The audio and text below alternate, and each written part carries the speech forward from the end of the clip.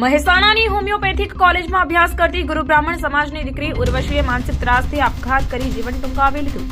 એને ન્યાય મળે તે માટે શ્રદ્ધાંજલિ આપવા માટે ગાંધીનગર ખાતે ડોક્ટર બાબા સાહેબ આંબેડકરની પ્રતિમા પાસે કેન્ડલ માર્ચનું આયોજન કરવામાં આવ્યું હતું, જેમાં 2 મિનિટ મૌન પાડી સદગતના માનમાં સૂત્રોચ્ચાર કરવામાં આવ્યા હતા। સ્ટોરી દીપક ધામીલ, અમદાવાદ। ઉર્વશી શ્રીમાળીને ઉર્વશી શ્રીમાળીને ઉર્વશી શ્રીમાળીને આરોપીઓને દોષીઓને સજા કરો, દોષિતોને સજા કરો, સજા કરો। હમણાં Basna Mehsana merchant homeopathic college ખાતે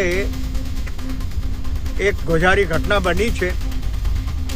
ત્યાં અભ્યાસ કરતી સુરેન્દ્રનગર જિલ્લાની દીકરી નામે ઉર્વશી શ્રીમાળી, એણે ત્યાંના તંત્રના માનસિક ત્રાસથી, કારણ કે એની જે ફ્રેન્ડ છે એણે પોતે વિડીયો વાયરલ કર્યો છે અને સોશિયલ મીડિયામાં પણ એણે જાહેર કર્યું છે કે અમારી ફ્રેન્ડને ખૂબ માનસિક ત્રાસ હતો, એના કારણે કંટાળીને એણે આપઘાત કર્યો છે। આવી ભણતી અભ્યાસ કરતી દીકરી આજે એના પરિવારમાં ખૂબ ઘેરા શોકની લાગણી ઘવાઈ છે। આવતીકાલે એનું બેસણું છે।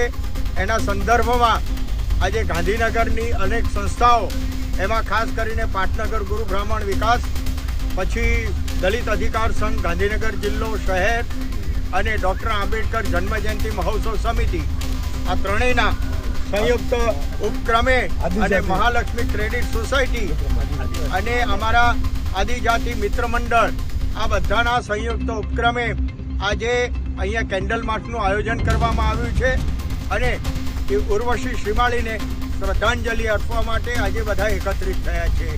અમારી માત્ર એક જ માગણી છે કે આ કિસ્સામાં જે પણ આરોપી ઝડપાયા હોય એમની સામે સખતમાં સખત કાર્યવાહી થાય, એમને ફાસ્ટ ટ્રેકની અંદર આ દીકરીના પરિવારને ઝડપથી ન્યાય મળે।